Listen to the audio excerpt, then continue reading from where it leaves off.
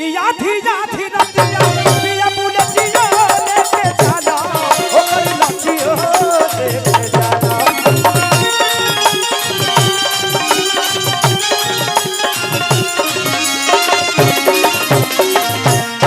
नाच के नसावे बरोटिया नहीं खाला बरोटिया नहीं खाला।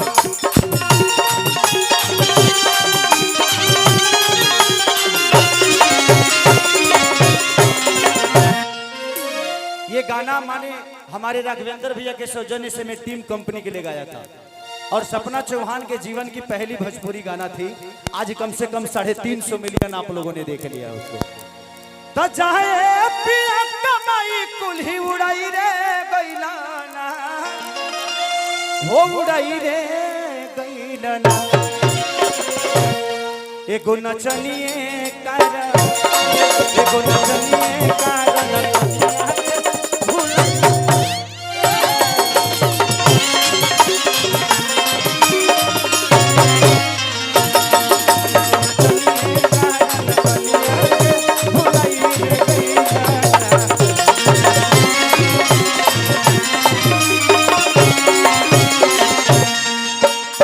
जो तेरी नहीं हमारी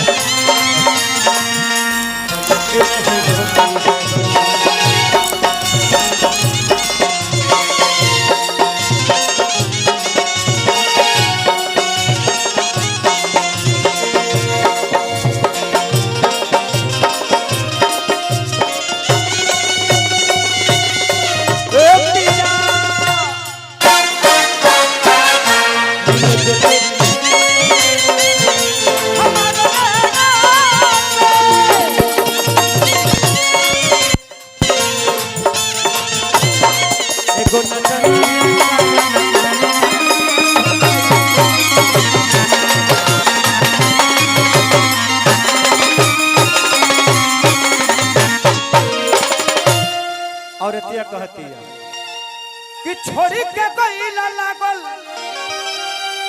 बाबे देखी या में आगी। छात्र शक्ति के झावर सिंह भैया की तरफ से बहुत पुरस्कार। भगवान से प्रार्थना से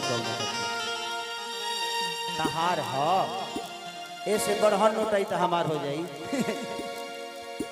कि छोड़ी के जाला राजा लाके देखी या में आगी लाके देखी या में आगी।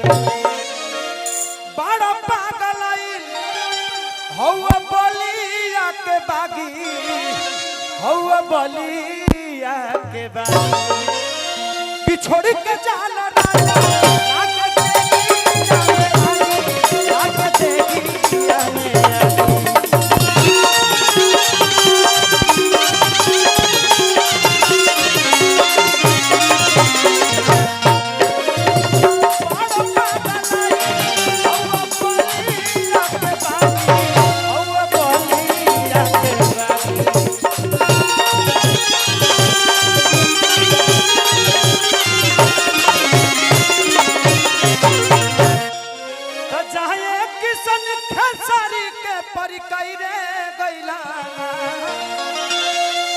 हो परी कई रे गईला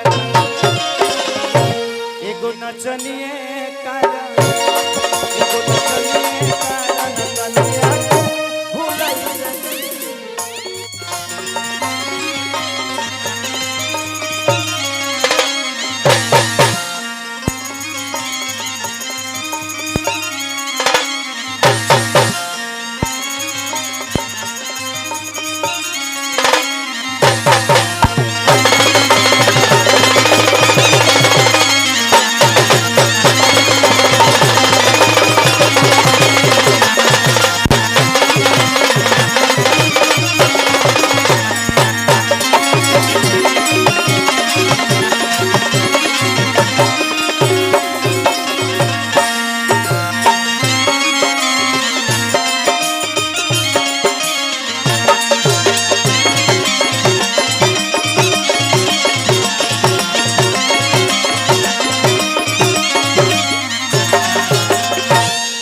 वाह वाह